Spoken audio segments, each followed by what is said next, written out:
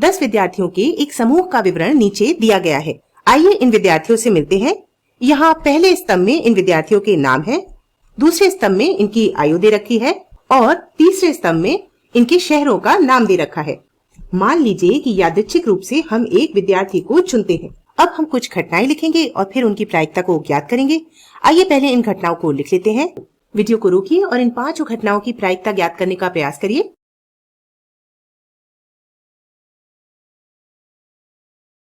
चलिए साथ में हल करते हैं। पहले प्रश्न में हमें विद्यार्थी के 14 वर्ष से अधिक होने या पुणे में रहने की प्रायिकता ज्ञात करनी है।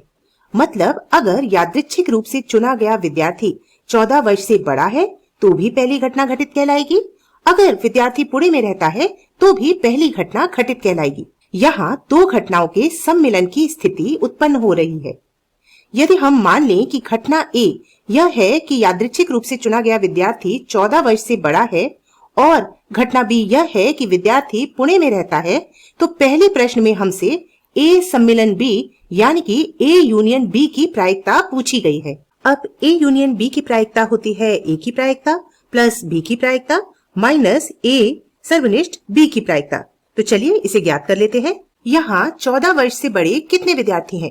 हमारे पास आशीष, रेवती, निधि, प्रकाश और देव हैं। ये 5 विद्यार्थी 14 वर्ष से बड़े हैं। अब चूंकि कुल विद्यार्थियों की संख्या 10 है, विद्यार्थी के 14 वर्ष से अधिक होने की प्रायिकता हो जाएगी 5/10। अब विद्यार्थी के पुणे में रहने की प्रायिकता क्या है? आकाश, विभोर और देव ये तीनों विद्यार्थी पुणे में रहते हैं, तो विद्यार्थी के पुणे में रहने की प्रायिकता हो गई 3/10। अब हमें सर्वनिष्ठ की प्रायिकता चाहिए। ऐसे कितने विद्यार्थी हैं जो 14 वर्ष से बड़े हैं और पुणे में रहते हैं? इस सूची में देखते हैं। देव एकमात्र विद्यार्थी है जो पुणे में रहता है और जिसकी आयु 14 वर्ष से अधिक है। यहाँ से हमें सर्वनिष्ठ की प्रायिकता मिल जाएगी 1/10। तो कुल प्रायिकता कितनी हो गई? 5 + 3 होता है 8 और 8 में से 1 घटाएंगे तो हमें मिलेगा 7, यानी कि पहली घटना की प्रायिकता हो गई 7/10। इसे देखने का एक और तरीका भी है। हम सीधे सूची में से उन छात्रों को चुन सकते हैं जिनकी आयु 14 वर्ष से अधिक है या जो पुणे में रहते हैं। आइए पहले उन लोगों को चुनते हैं जो पुणे में हैं। आकाश 1, विभोर 2 और देव 3। अब शेष शहरों में से उन लोगों को चुनते हैं जो 14 वर्ष से अधिक आयु के हैं। हमारे पास आएगा आशीष 1, रेवती 2, निधि 3 और प्रकाश 4। तो पुणे से मिले 3 विद्यार्थी और बचे शहरों में 4 विद्यार्थी मिले जिनकी आयु 14 वर्ष से अधिक थी। तो कुल विद्यार्थी हो गए 3 + 4 = 7 और पहली घटना की प्रायिकता आ गई 7/10। चलिए अब अपने दूसरे प्रश्न पर चलते हैं। यहाँ हमें इस बात की प्रायिकता ज्ञात करनी है कि चुने गए विद्यार्थी की आयु 14 वर्ष से ज्यादा हो और वह पुणे में हो। हमने अभी देखा था कि देव एकमात्र विद्यार्थी है जो पुणे में रहता है और जिसकी आयु 14 वर्ष से अधिक है। अतः इस दूसरी घटना की प्रायिकता हो जाएगी 1/10। अब तीसरा प्रश्न देखते हैं। विद्यार्थी की आयु 14 वर्ष से कम और दिल्ली या बेंगलुरु में रहने की प्रायिकता ज्ञात करनी है। चलिए इसे हम सूची के द्वारा करते हैं। पहले हम उन लोगों को चुन सकते हैं जो दिल्ली या बेंगलुरु में हैं और फिर उस सूची में से हम यह पता लगा सकते हैं कि कौन से विद्यार्थी 14 वर्ष से कम आयु के हैं। अब आशीष दिल्ली में रहता है पर इसकी आयु 14 वर्ष से ज्यादा है, तो आशीष को हमें छोड़ना होगा। इसी प्रकार रेवती और निधि बेंगलुरु में रहती हैं पर दोनों की आयु 14 वर्ष से ज्यादा है, तो हमें इन दोनों को भी छोड़ना होगा।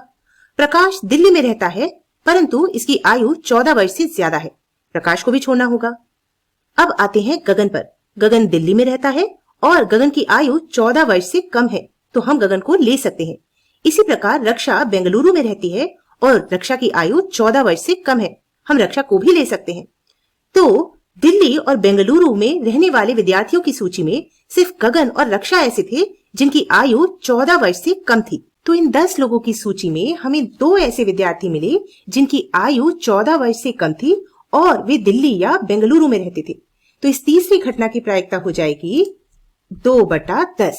अगली घटना में वे विद्यार्थी आएंगे जिनकी आयु एक अभाज्य संख्या है और जो ना तो दिल्ली में रहते हैं ना बेंगलुरु में। अब हमें इस सूची में उन लोगों को छोड़ना होगा जो दिल्ली या बेंगलुरु में रहते हैं और बाकियों को देखना है कि उनमें से किसकी आयु एक अभाज्य संख्या है। या हम एक काम और कर सकते हैं, पहले आयु को देखते हैं क्योंकि इनमें से अधिकतर संख्याएं अभाज्य संख्याएं नहीं हैं। 15, 12, 12 अभाज्य नहीं है, 17 अभाज्य है, आगे 20, 10, 15, 9, 8, 18 इनमें से कोई भी संख्या अभाज्य नहीं है। यानी कि 17 एक मात्र संख्या है इस सूची में जो कि अभाज्य संख्या है।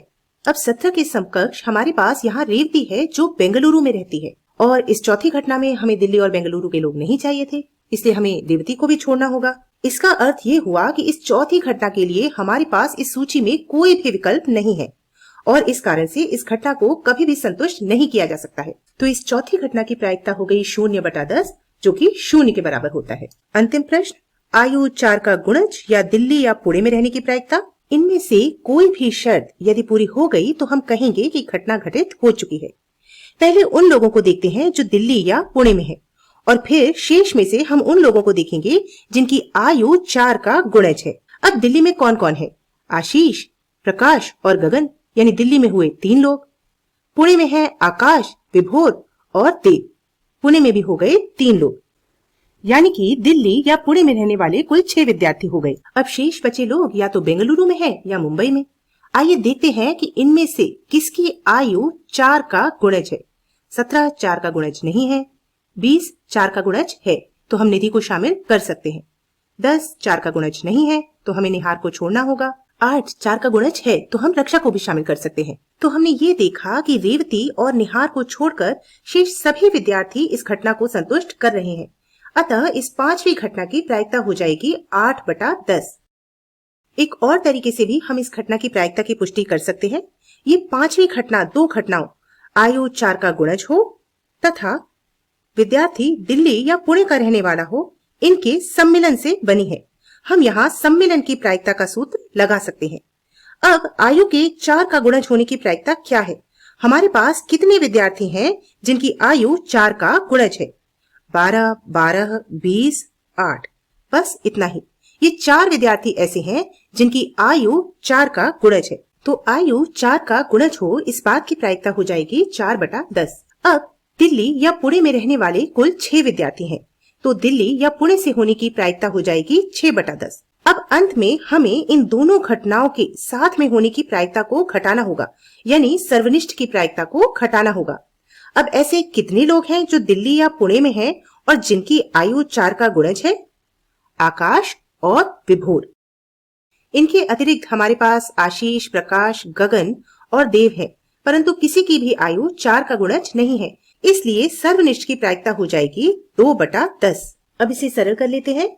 4 + 6 हो गया 10, 10 - 2 हो गया 8, तो सम्मिलन की प्रायिकता हो गई 8/10। ये वही प्रायिकता है जो हमने सूची के द्वारा निकाली थी।